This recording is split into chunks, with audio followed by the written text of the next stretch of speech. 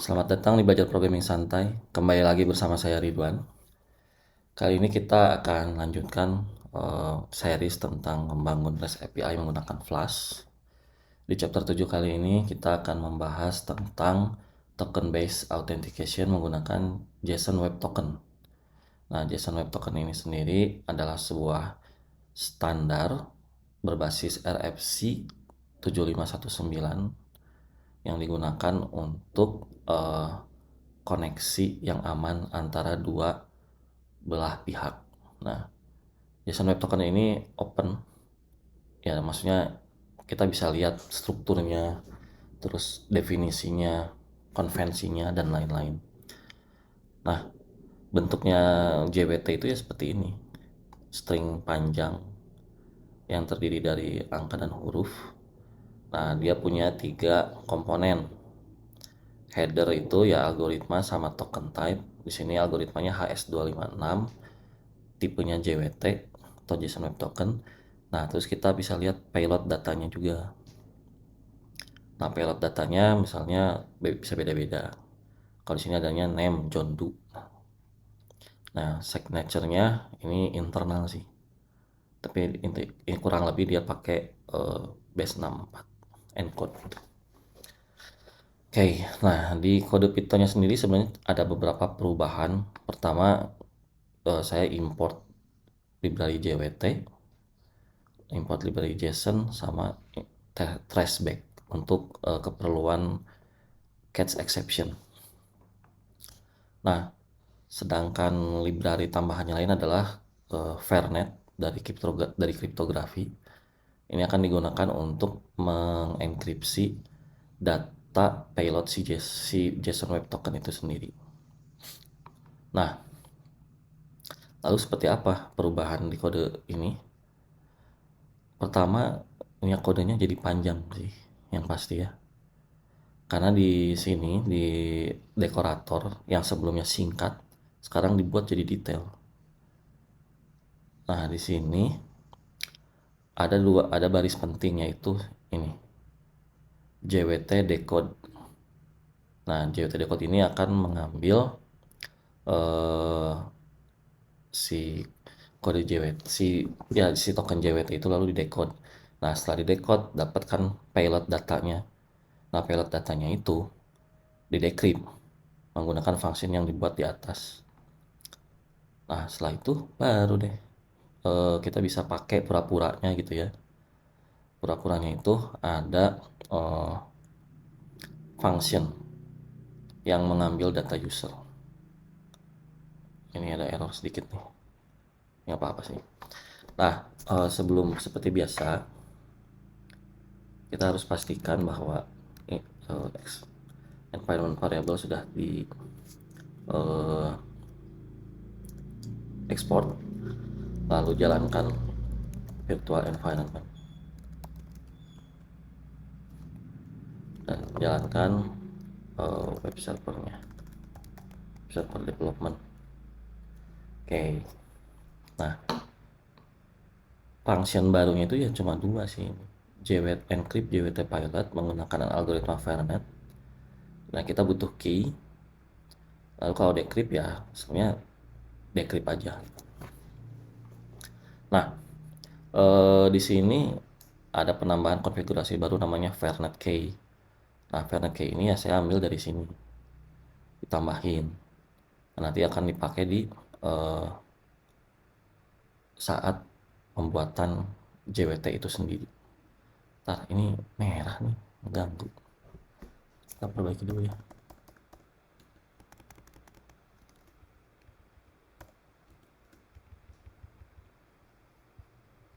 Ntar.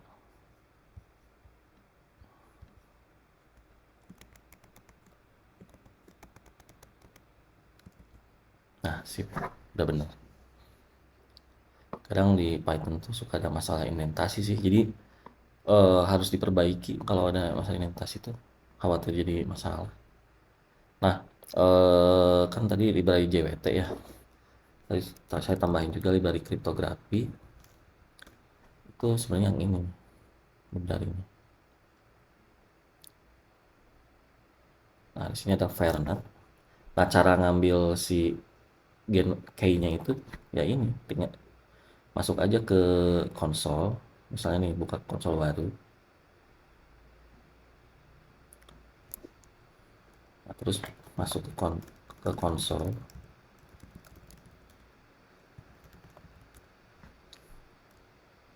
Nah, import dulu. Nah, terus ini coba kita lihat. Ada nggak? Nah, si value ini yang disimpan ke Fernet key. Gitu. Nah, khusus yang ini saya udah buat sebelumnya. Ini nggak perlu lagi ya. Nah, sebelum ke ngebahas dekorator sama encrypt dan decrypt, ini mulainya tuh dari login. Kita langsung loncat ke login aja ya. Nah, seperti yang teman-teman lihat di sini, payload itu menerima request payload dari request.json. Nah, kalau payload tidak tersedia, dikasih error username and password are missing dengan respon status code 400.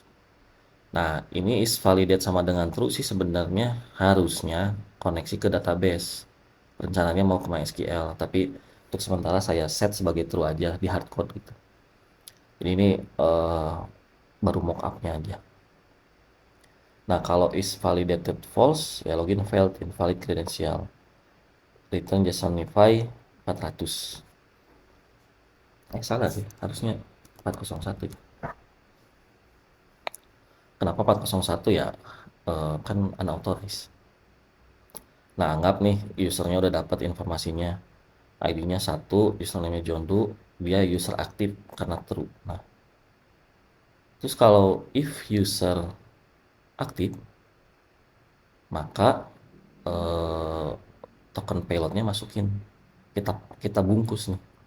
ID ke user ID, username ke username. Nah, si JWT payload membungkus lagi si token payload, tapi menggunakan enkripsi dan dibungkus dengan key data. Nah, sekarang kita lihat nih.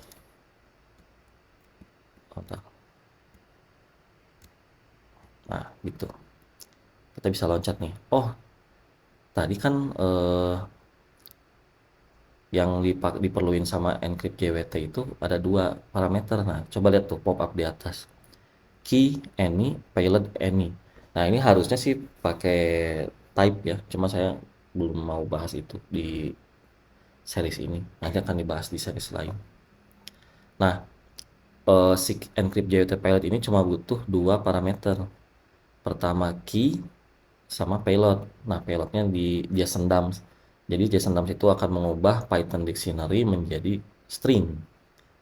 Nah, sedangkan key itu ya saya ngambil langsung dari config yang ini. Namanya Fernet key. Nah, di dalam Fernet key ini sebenarnya simple ya. Kita masukin key-nya, terus dia harus di-convert menjadi byte string. Nah, byte stringnya dalam format UTF-8. Nah, setelah Fernet kelasnya terinisiasi, baru siap dipakai untuk melakukan enkripsi. Nah, untuk mengenkripsi si payload JSON-nya itu sendiri harus menjadi bytes juga. Nah, setelah berhasil di bytes, baru bisa di-convert. Nah, ini tuh dua langkah ini. Encrypt dulu, baru di decode biar jadi string. Nah, stringnya baru bisa di return. Nah, kita balik lagi ya. Nah, setelah jadi JWT pilotnya, baru nih kita encode. Nah, di sini pilotnya ya JWT pilot tadi. Terus key-nya dari secret key, algoritmanya HS256. Nah, return JSONify login sukses kalau berhasil. Kalau gagal, error message-nya diisi dengan traceback format exec. Nah, terus dia return errornya itu exception found when attempting to login. Error message-nya keluarin. Nah, ini 500 errornya karena dia ada karena exception kan, jadi di set sebagai 500. Nah, kalau usernya nggak ada, ya user login failed, user not found. Oke, kita sekarang coba ya login. Mana nih? Nah, ini Jason. Coba nih. Nah, ini berhasil ya. Katakanlah passwordnya nggak ada misalnya. Kita lihat apa yang akan terjadi.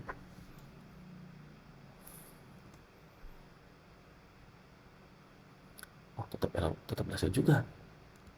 Kenapa ini? Coba bentar. Oh ya, tetap berhasil sih. Kan di invalidate true. Benar, benar. Ini tetap berhasil ya, orang masih bohong kan kalau login. Harusnya ini function yang melewatkan eh bukan function.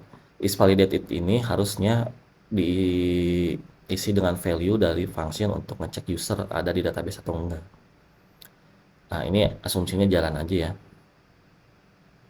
Nah, ini kita dapat nih JSON token. Nah, kita coba decode nih. Hapus. Nah, coba kita lihat di sini. Ini keluarnya data nih,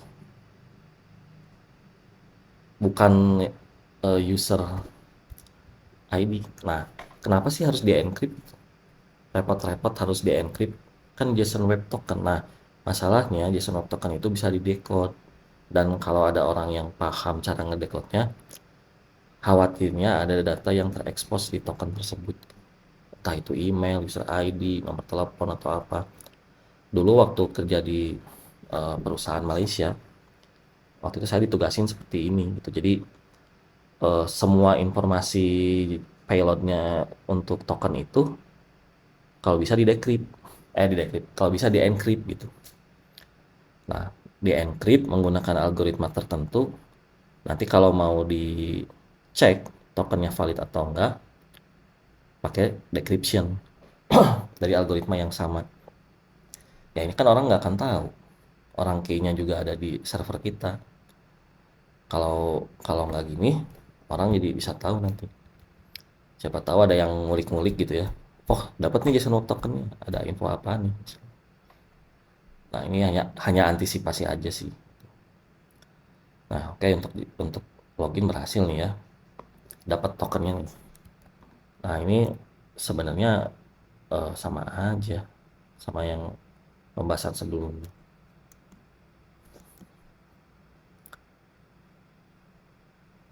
Cuma ini harusnya dicek ke database sih memang.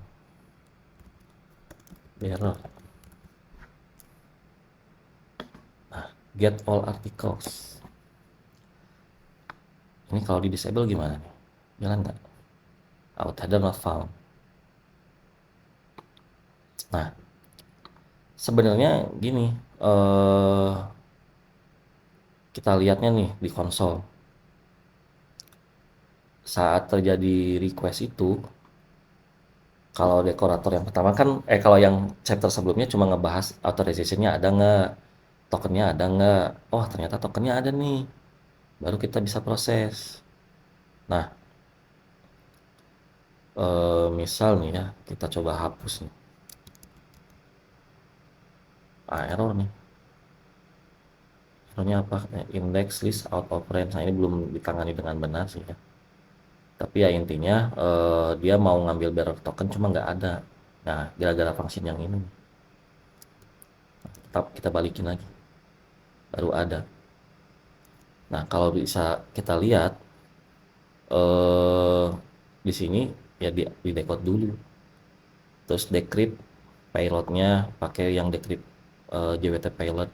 Ini hampir mirip sih. Cuma bedanya manggil decrypt aja. Nah, di sini ya pura-puranya ngambil data user. Nanti sih rencananya dari cache gitu ngambil, jangan dari database. Kalau dari database ya, wah query-nya lumayan tuh, bisa latensi buat request-nya. Tapi kalau ngambil dari caching ya cepet.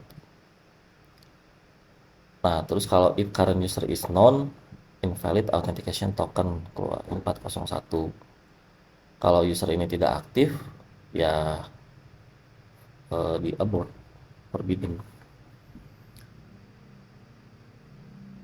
Begitu. Ini apa? Kalau exception found when validating the token. Ini kalau ada tokennya sih. Coba kita coba rusak ya tokennya, bisa nggak? Nah, kayak gini maksudnya. Jadi kalau pas ngedekode tokennya itu ada masalah, exception-nya di catch. Dan kita lihat nih error message-nya itu panjang kan. Katanya nggak, tokennya nggak ini. Mana ya tadi? Cannot be one more than, oh, invalid base 64 encoded string ya. Ya orang orang kita tadi rusak kan ya. Dia nggak bisa di decode lagi. Coba kita balikin. Nah, ini bisa nih. Oke. Nah, kurang lebih seperti itu. Sebenarnya kalau buat yang JSON Web Token ya kurang lebih seperti ini sih, nggak ada masalah banyak. Dan di tempat yang lain, paling gini aja sih. Kita coba print aja ya. Decoding token. Ini decoding. Nah, ini kan print decrypted pilot, tapi kita main aja deh.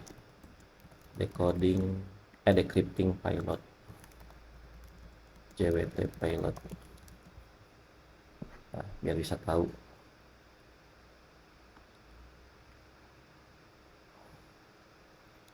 Oh, ini errornya ada 2 kali. Sorry.